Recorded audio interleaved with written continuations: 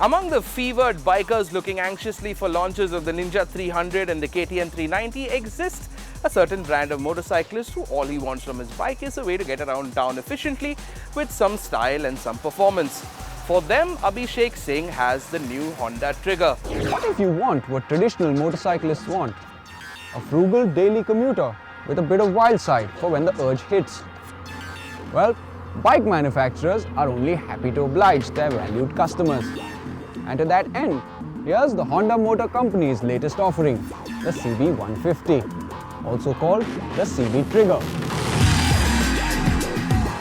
If we were to describe the CB Trigger's design in just one word, that word would be contemporary.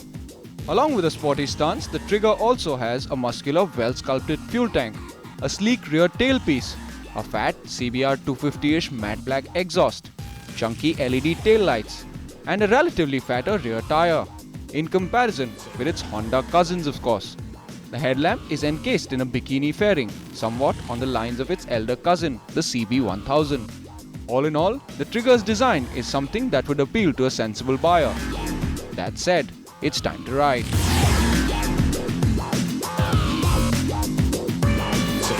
The Trigger shares the Unicorn's 149.1cc engine, and with a linear power output, it gives out 14 bhp at 8,500 rpm. The gearbox is a smooth shifting 1 down 4 up, and put together, these two make it very practical for daily commute. Honda is claiming a mileage of 67 km per litre, but we put it at around 50 to 55 km per litre in the real world. The Trigger comes kitted with telescopic forks in the front and a monoshock at the rear. The riding position is upright with wide tall set handlebars that give the bike a commuter-friendly stance. Handling-wise, the Trigger is sharp and extremely responsive, and while we were testing it, the bike proved itself both in the city and out on the open roads.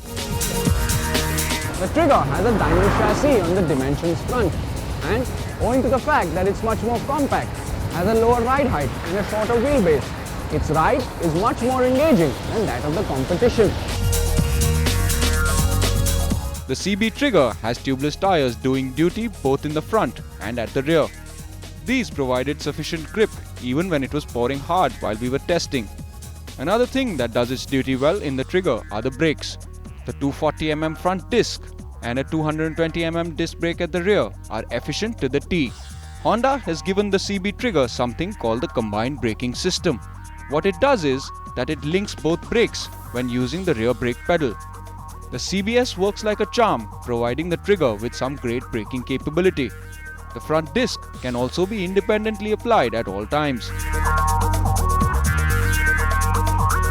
The base variant of the Trigger is priced at 67,384 rupees, and the fully loaded version will set you back by roughly 77,000 rupees.